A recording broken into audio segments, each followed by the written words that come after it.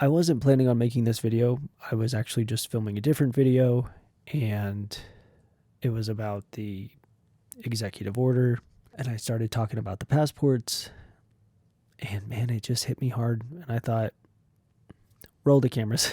I stepped away, I collected myself, as I often do when I'm making these videos. But then I thought, you know what? Maybe I talk about this side of it, how it's affecting me. So this isn't going to be an informative video. It's just going to be real talk, what I'm going through, how I'm feeling, how this is affecting my life.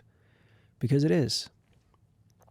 I had to text my sister today and tell her that I'm not going to be able to go see my baby nephew in March like I was supposed to because I'm too scared about the passport situation. Trans people are having their passports taken away.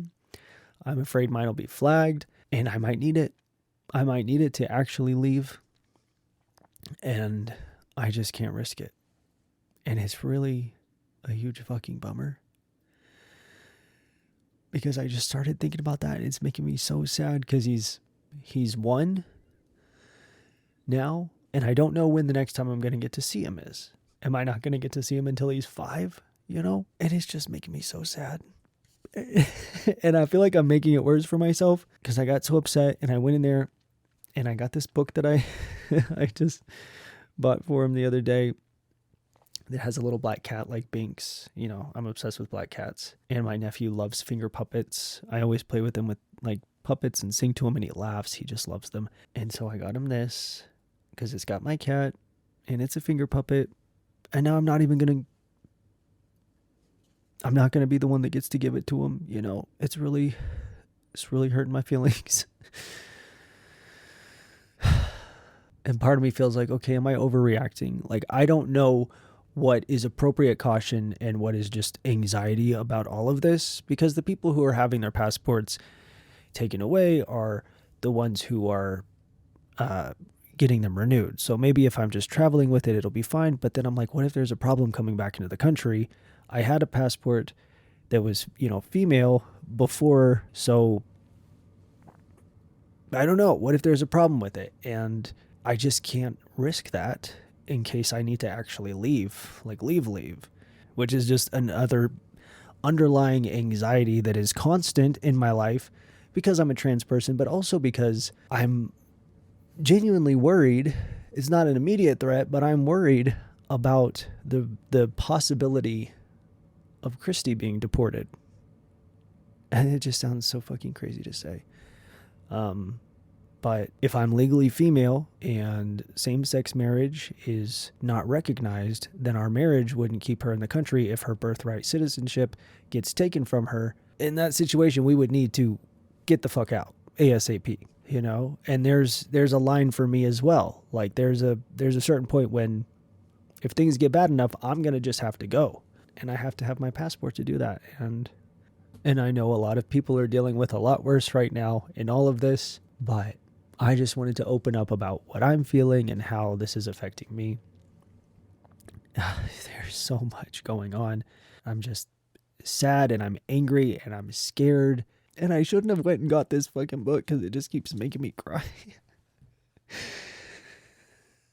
I just can't believe that this has all happened so quickly. That it's already to the point where I'm scared to leave the country because I'm afraid that if I come back in, there might be something wrong with my passport that then prohibits me from leaving later on when things get worse.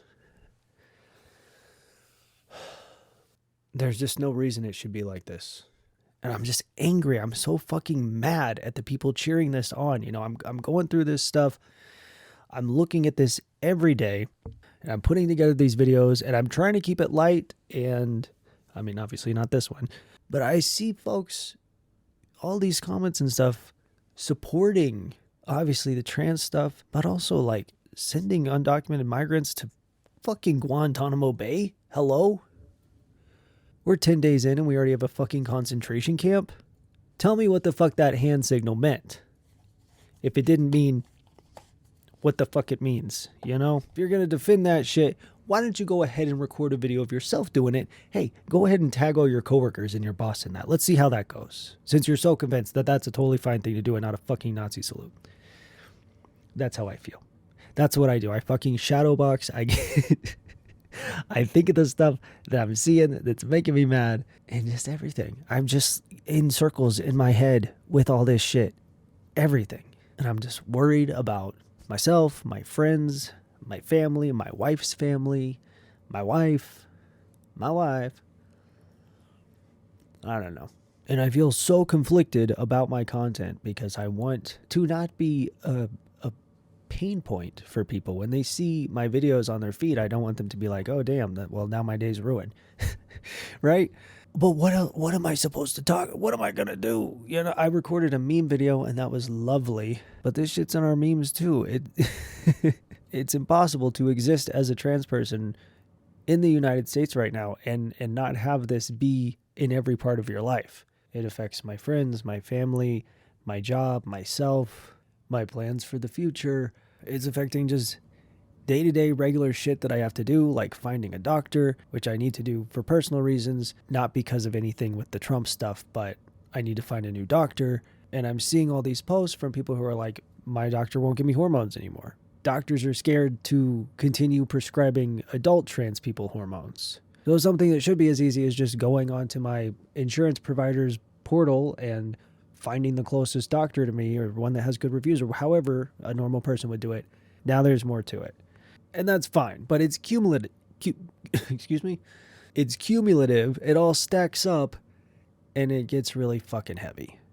And that's where I am. I feel like I'm just carrying this weight that everyone is carrying. And I know that it's not unique to me, but that doesn't really make it feel lighter. If anything, it makes it feel heavier. And I'm just exhausted. That's really it. I'm exhausted. And there is a palpable tension, a low hum of anxiety and fear everywhere. And I don't know what to do about it. I really don't. The only thing I can actually do right now is just be visible, refuse to be erased, and try to call out the bullshit as much as I can. And that feels like the necessity, like what we have to do right now. We have to refuse to just be removed from existence and continue to fight the continuance of misinformation. And even with a platform that allows me to do that, I just wish I could do more. So I'm sure there's a lot of trans folks out there feeling just like this, but that doesn't really bring me comfort. And I don't think this video is probably going to bring many people comfort, but it's the truth of how this shit's affecting me. But yeah, that's it. Thanks for listening. Hang in there, slugger. We'll be all right. We'll get through this. It's just going to suck sometimes, and then it's going to suck less other times, and that's going to be awesome. All right, well, don't forget to subscribe so you can see the video I was filming before this, because I didn't just set all this up to get on here and cry, though that would be iconic.